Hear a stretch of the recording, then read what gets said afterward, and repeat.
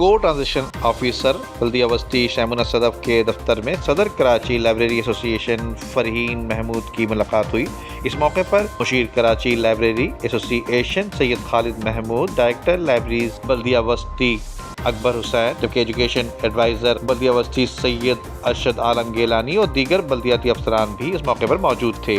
اس ملاقات میں ضلع وسطی میں لائبریریز کی بحالی، اسکول میں لائبریریز کے قیام، ضلع وسطی کے تعاون سے پہلے لائبریریز انسٹیٹیوٹ کے قیام اور کراچی کے پہلے لائبریریز فیسٹیول کے انعقاد کے حوالے سے تبادلہ خیال کیا گیا۔ اس موقع پر کو ٹرانزیکشن آفیسر بلدیہ وسطی شیمونہ صدف نے کہا کہ ضلع وسطی میں یوسی سطح پر لائبریریز کی ضرورت ہے جو جدید تقاضوں اور علوم سے آراستہ ہوں گے، کیونکہ مطالعے کے شوقین افراد کے لیے لائبریریز میں سہولیات مہیا کی جائیں گی۔ بلدیاتی اداروں کے ماتحت چلنے والے اسکولز بھی لائبریریز کے قیام عمل میں لایا جائے گا تاکہ طلباء و طالبات میں مطالعے کا شوق پیدا ہو سکے۔ انہوں نے مزید کہا کہ لائبریریاں علم کے فروغ میں اہم کردار ادا کرتی ہیں۔ اس موقع پر صدر کراچی لائبریری ایسوسی ایشن فرحین محمود نے کہا کہ تعلیم اور کتب خانے ایک دوسرے کے لیے لازم و ملزوم ہیں۔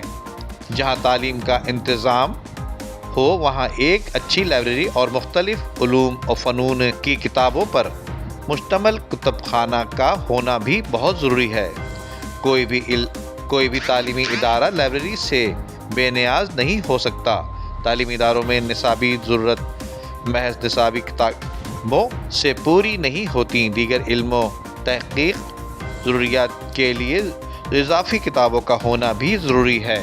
جبکہ اس موقع پر ایجوکیشن ایڈوائزر بلدیہ وسطی سید ارشد عالم گیلانی نے کہا کہ جن اقوام نے کتب سے اپنا رشتہ برقرار رکھا، انہیں قوموں نے ترقی کی منازل کو طے کرنے کے لیے راہ ہموار کی۔ جبکہ ٹیکنالوجی کا اس دور میں ہمیں اپنی لائبریریز کو بھی ڈیجیٹلائز کرنا چاہیے۔ ہر علاقے میں لائبریریز ہونی چاہیے تاکہ لوگ زیادہ سے زیادہ کتب خانے کا مطالعہ کر سکیں۔ ندیم صدیقی، میٹرو 7 پاکستان۔